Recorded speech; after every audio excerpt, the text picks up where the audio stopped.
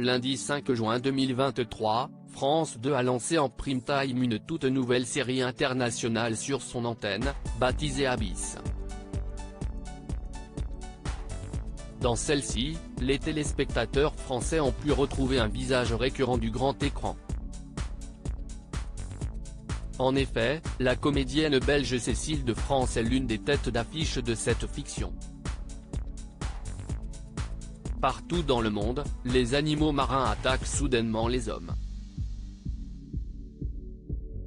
Des scientifiques de plusieurs pays comprennent qu'une intelligence inconnue coordonne sans doute ces attaques et menace l'humanité tout entière.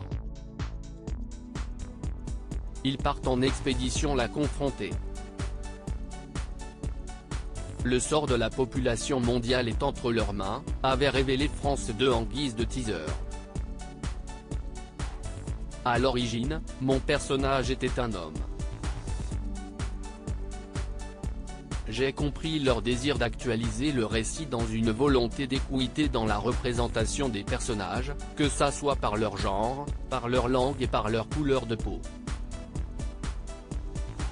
Cela m'a énormément séduite et a joué dans ma réflexion quant à mon désir de les rejoindre sur ce projet, avait indiqué Cécile de France lors d'une interview. Née le 17 juillet 1975 à Namur en Belgique, l'actrice a commencé à prendre des cours de comédie dès l'âge de 15 ans. Elle fut ensuite reçue au concours de l'École nationale supérieure des arts et techniques du théâtre de Lyon, où elle a suivi une formation de comédienne durant 3 ans.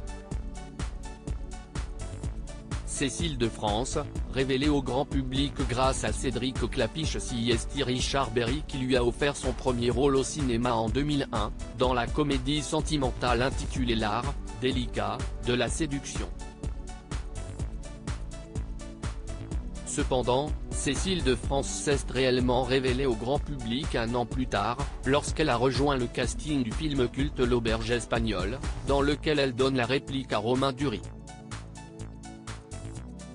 Elle reprendra par la suite son rôle dans les 2 autres films de la trilogie imaginée par le cinéaste Cédric Klapisch, Les poupées russes, 2005, et Casse-tête chinois, 2013. Au cours de sa carrière, Cécile de France est apparue dans de nombreux films à succès comme Le Tour du monde en 80 jours, L'Instinct de mort, Django, Illusion perdue, ou bien encore The French Dispatch. Un diaporama réalisé par Isabelle Minarbord.